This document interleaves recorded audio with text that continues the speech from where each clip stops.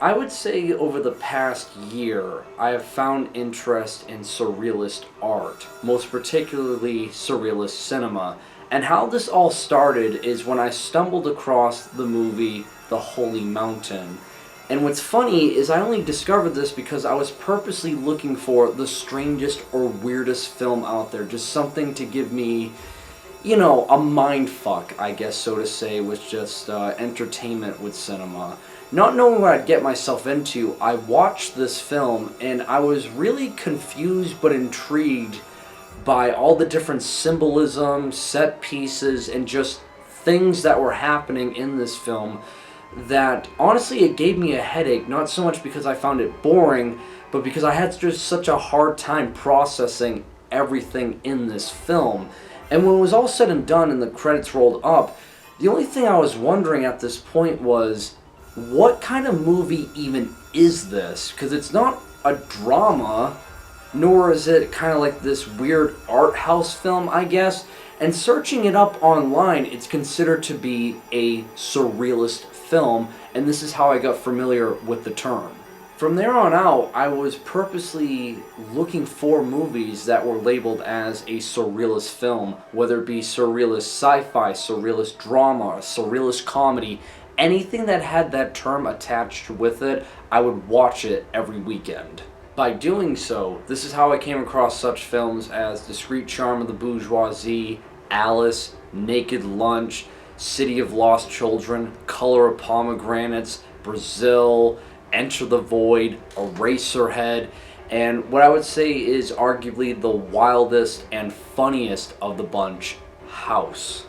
After viewing all of these films and getting more familiar to what surrealist cinema offers, yes, it's very unorthodox in every which way possible, from the filmmaking, transitions, and overall storytelling, that it isn't just the traditional sense in cinema that there's an antagonist and a protagonist and they have like a conflict. A lot of these films have a lot more usage of symbolism that's more obscure and a bit more subtle, that you almost need to do research on the film to even just understand a particular scene in it. That, yeah, maybe there is some minor conflicts happening, but really the charm of surrealist cinema that I got is that it throws the viewer off balance a lot, almost as if they're trying to shock you or give you a surprise just because they can do that, as if surrealism is meant to go in all different directions, and you're almost not even supposed to make sense of it anymore, to the point now that the ride it gives you is the overall thrill and entertainment you'll get, whether you can make heads or tails of anything that just happened. With my fascination growing in surrealist art, I started wondering, what are the origins of surrealism, and hell, what does surrealism even mean? Which is how I learned that surrealism started in the early 20th century as an art movement a little after World War I that focuses on juxtaposition artwork and more of the irrational, as if now it's trying to tap into the unconscious ways of thinking, hence why a lot of the artwork has like this dreamlike state of mind. Doing more research on the subject matter, this is how I came across the German neurologist Sigmund Freud, who believed that the conscious mind that we all have only makes up a small fraction of the thoughts that we're aware of, and our unconscious mind, which makes up a majority of our brain, basically has all of these wild and crazy thoughts and fears that we're really not aware of, that we don't really tap into at all. These ideas that Freud proclaimed would heavily influence the French poet André Breton to flesh out more of the ideas of what surrealism could be, as he's the individual who wrote the Surrealist Manifesto, giving off more of the political sense of what surrealism can do in its art form, and even kind of fleshing out the ideas of what autonomism is, whereas it's more of the ideas of like, closing your eyes and just painting on free will. Again, really tapping into the unconscious mind. this individual really started painting out the blueprints for what Surrealism was going to become. This, of course, would then lead me on to discover arguably the most famous Surrealist artist, Salvador Dali, that has done artwork that we probably have all seen at some point in our lives, even if we don't know the name or even meaning of these art pieces, you've at least seen it. That the best way to describe Salvador Dali is he's basically the Walt Disney of Surrealism.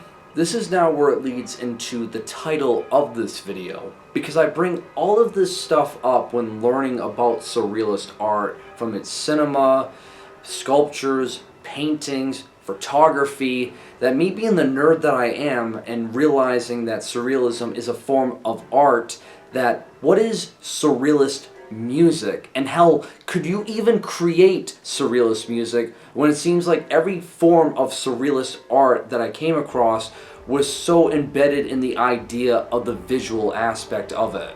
Searching up online what Surrealist music was, there was very little information about this subject matter.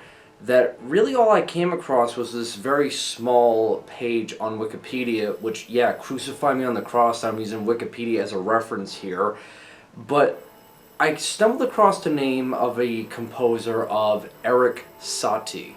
He's the individual responsible for composing the music on the French ballet known as Parade, and when a French playwright, who I believe his name is pronounced Guillermo Apollinaire, which, again, hopefully I said it somewhat correctly, described the music as surreal. Thus, this is how the term was coined, Surrealism, which is really interesting that Surrealism, the word, its origins for it, came from how it was describing music and not describing the visual art. It also listed an American composer, George Antheil, as another big important figure for Surrealist music, as he would compose the Ballet Mécanique, which, God, I probably said very wrong, but that's French for the mechanical ballet. And what's interesting is I actually came across this dude once before when learning more about proto-industrial, as a lot of people kind of view him as like this industrial composer, I guess, because in this ballad he made his own instrument called the noise maker, which gives off more of this mechanical, alarming sound in his compositions. That, again, this was done, I believe, in the 20s, if I'm not mistaken. And it's truly some avant-garde stuff, to say the least. He was definitely someone who deserved that title as an avant-garde composer of his time. But it's interesting to note that he always had fascination with Surrealism, even when he didn't even know what the term even was, or even before he read the Surrealist Manifesto, finding a lot of comfort in the kind of like, you know, unorthodox, unnatural state of what Surrealist music can give the listener. He's always found interest with it. Learning all of this, it still made me wonder, what are distinct characteristics that would make something that you're listening to be considered a Surrealist album of any other genre or subgenre you can think of? And there's only a few distinct characteristics that you can find, or it's brought up in Surrealist music.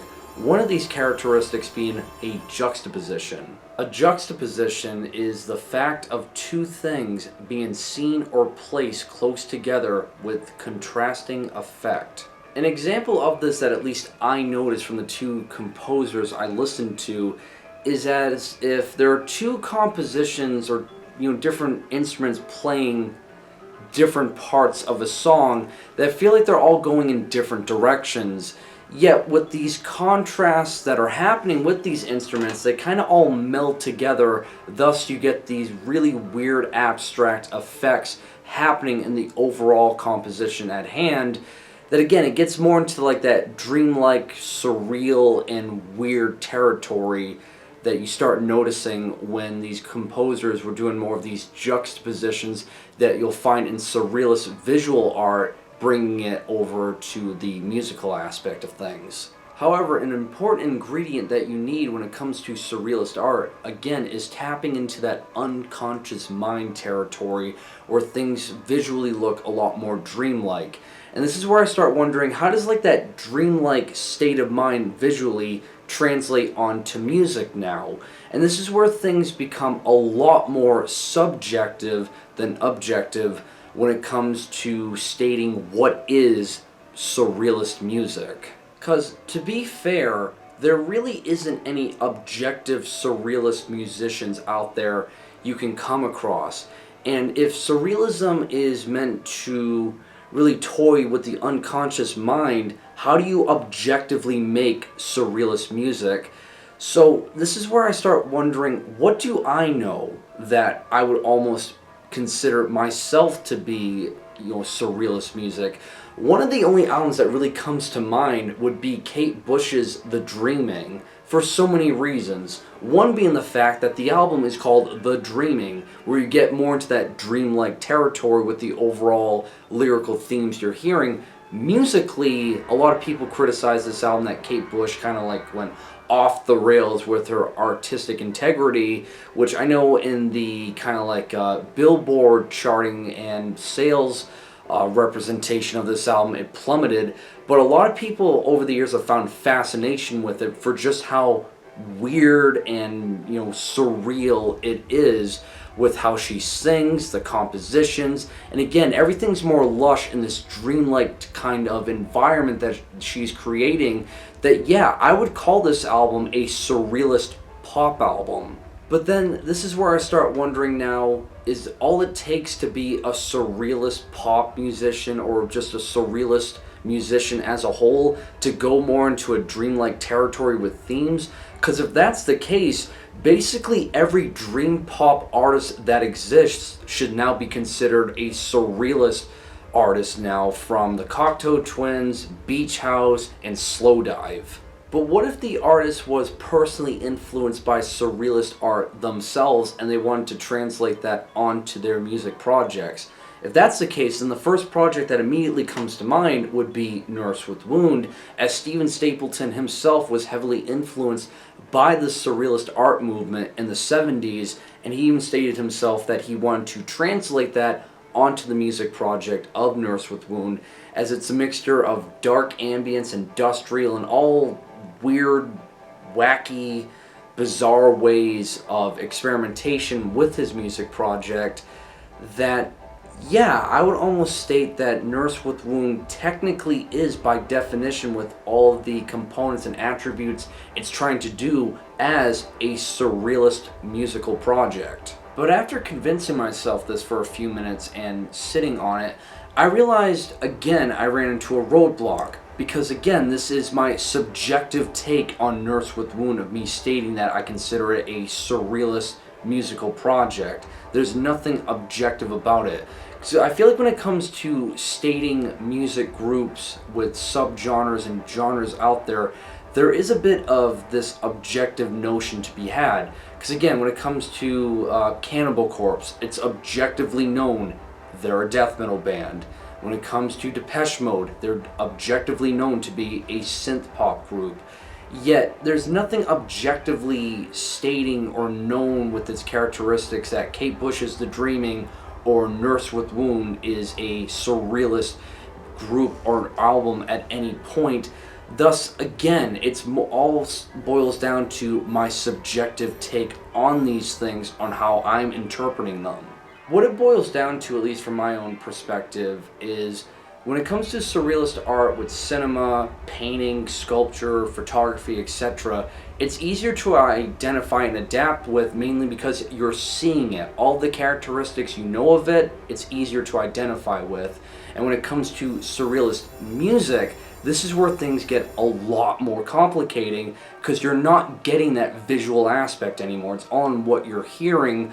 Thus, it's hard to really identify what is surrealist music, because there is no genre out there that really owns up to the attributes and aesthetics of surrealism.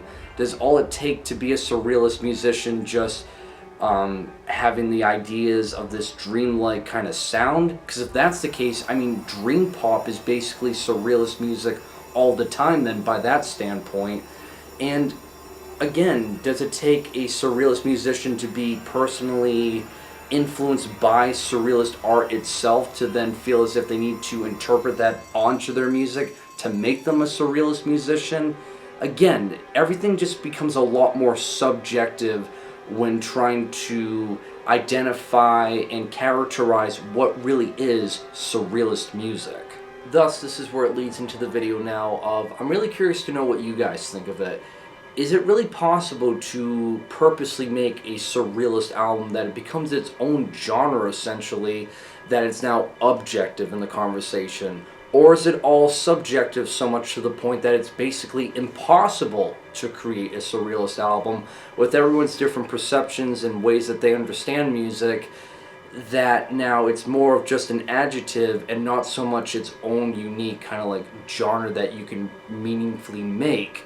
Or maybe there's something I'm totally not understanding here that maybe you guys have a different way of describing it that might change my viewpoints on the subject matter.